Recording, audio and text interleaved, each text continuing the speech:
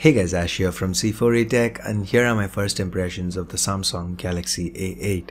Let's start with the placements. To the front, on top, we have the earpiece, sensors and a 5-megapixel front-facing camera. Lower below, a 5.7-inch display, and at the bottom, the familiar trio of recent apps, home and back keys. As with other phones in the Galaxy A line, the A8 doesn't have a notification LED either. To the back, we have a 16-megapixel rear camera flanked by the speaker and the LED flash. Lower below, the Samsung branding, and at the bottom, Duo's branding. The Galaxy A8 sports an all-metal unibody build, meaning the 3050 mAh battery is sealed in.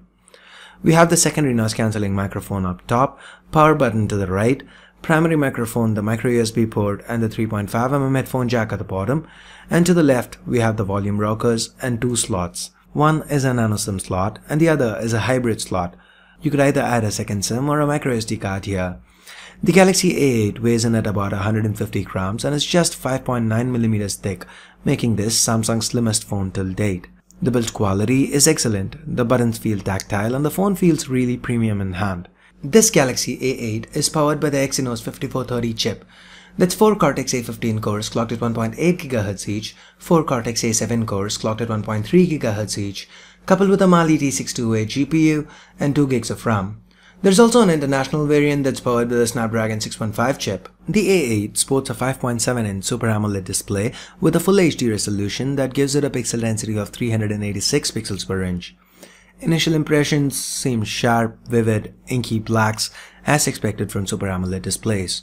The Galaxy A8 is currently running on Android 5.1 with Samsung's latest TouchWiz UI on top.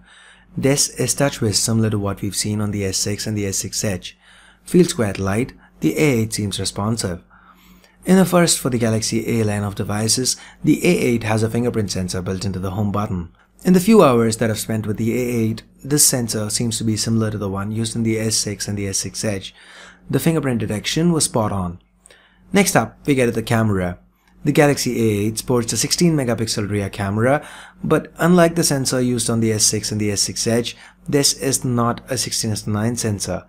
So you'd have to scale down to 12 megapixel to get widescreen shots.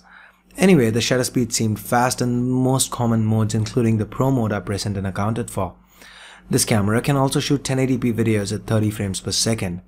It's also worth noting that the 5-megapixel front camera uses a wide-angle lens. Overall, I'm liking what I'm seeing here. There doesn't seem to be any glaring omissions. Auto brightness, haptic feedback, the private and ultra power saving modes, they're all present. Given the size of the display, we even have multi-window on board. We can resize windows, have them floating while minimized. Nice. There's also 32 gigs of onboard storage with support for USB OTG. With all that being said, does the A8 warrant a price tag over 30,000 rupees? Well, as of now, I'm leaning towards no. But then again, I will be spending more time with the Galaxy A8 before coming out with a review, so I'm gonna wait till then to discuss this in detail. In the meantime, if you guys do wanna pick a Galaxy A8 up, I'll leave direct links in the description below. So I guess that's it for my first impressions. Hope you found this video useful. If you did, please do give this video a thumbs up. And for more videos like this, including the full review, hit that subscribe button down below if you haven't already. So thanks a lot for watching. Till next time, this is Ash here from C4A Tech, signing off. You guys have a great day. Bye bye now.